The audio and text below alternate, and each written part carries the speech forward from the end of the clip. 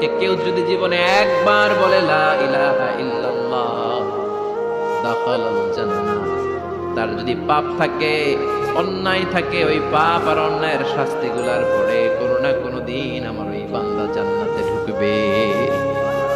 একবার যদি খালিসান মিন কলবিহি সে পড়ে লা ইলাহা ইল্লাল্লাহ, তার জন্য জান্নাতকে অবধারিত করে দিয়েছে কে?